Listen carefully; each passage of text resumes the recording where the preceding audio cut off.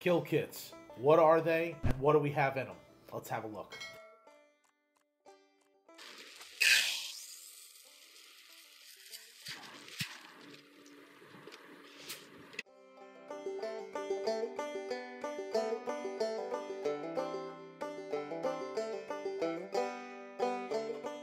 Hey guys, welcome back to Navigate the Wild. Today we're going to take a look at what is a kill kit. Mine is kind of extensive, it's even a little expensive. Yours doesn't have to be that way. When you're starting to get in, you don't have to have all the best stuff and you don't have to have everything right away. First thing would be, what do we carry our kill kit in? And I try to narrow this down as much as I can to get it as slim as possible fitting into my backpack. It could be anything. You could start with a Ziploc bag if you want. You could use the pouches that are in your pack. Any of that stuff goes. I wanted high visibility and I wanted waterproof. I found that with this Magpul organizer. This is the DACA organizer and it is a fantastic piece of kit, well worth the money. So congratulations, you've got game at your feet. Now what? Let's open this thing up. So we've got a few tools in here that are essential. And we've got these here, okay? If it's a deer and I'm hunting solo, which most of the time I am, how am I getting this thing in and out? Well, I could drag it by hand, but my hand strength is much weaker than my body strength. So I start with a deer drag. This deer drag is actually outlined in reflective tape, so it works fantastic. It also breaks down pretty small, as you can tell. There's two pieces. This piece goes around the animal, whether it be the front or hind legs, and this piece goes on your back like a backpack. This deer drag is a little bulky, even though it breaks down for the kill kit. This is going to go in a Magpul DACA pouch, okay, separate from everything else. Then we've got a knife and a knife sharpener. Super, super important.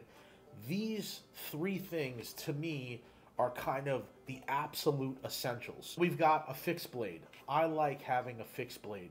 It just feels sturdy in your hand. I went with an Essie. This is the Essie Ashley Emerson design. I love this blade. I can tell you this though.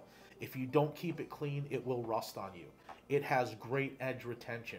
I can sharpen this thing up really well. It holds a really good edge. It feels really strong in your hand. It's got a nice little cover there for your front index fingers. You're pushing through, whether it be that ball joint or breaking down a shoulder. It comes with a leather sheath, which I love, and it ages over time with you. I love that as well. This is going to be a knife that I probably carry in my kit forever. Okay, you want to keep your blade as sharp as possible. This Work Sharp knife sharpener is fantastic. You've got your edge here that's a little more gritty, this one that's a lot more smooth, and it's all made to have ramps to guide the blade in the proper direction. You have a strip of leather here, and then you have a fine smooth edge here, again the ramp to be able to guide it, and it has a coarse and a fine thing. So it's meant to go gritty, smooth, these two here, coarse and fine, and then last, the little piece of leather. I've used this for years. It's a fantastic piece of kit. The next, I have a Havalon Piranta. Now, this blade has been with me for, I think I started hunting in 2014. Okay, so almost 10 years. I saw Steve Ranella use this in the beginning of the Meat Eater series when he was first starting out. So basically the way this works, again, high visibility. I went with orange. Now they have a bunch of different models, but it's got a scalpel blade, and this thing is great. It doesn't have it on there right now. They come in little packs like this. I usually keep 5 to 10 of these things wrapped up, and they're disposable, so you can always have a really, really sharp blade. These are fantastic when breaking down pigs.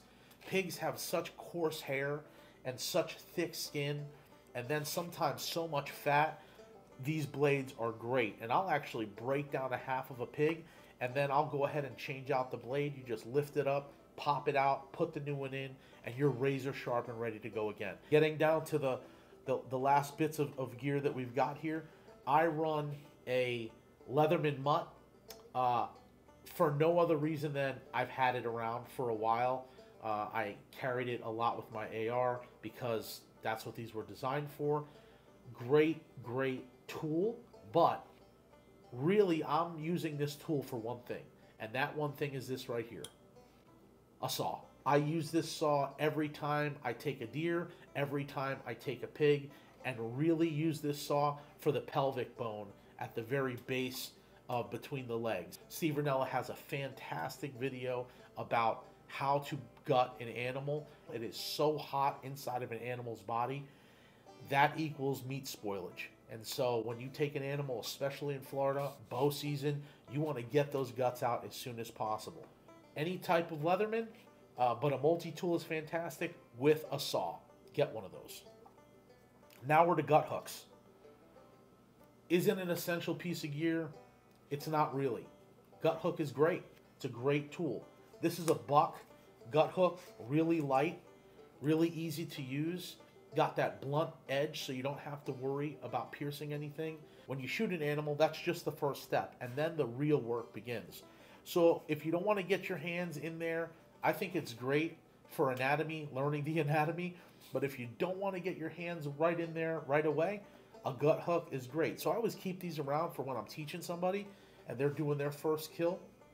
I always have them use the gut hook first, because then they don't have to worry about damaging any internal organs and creating a mess.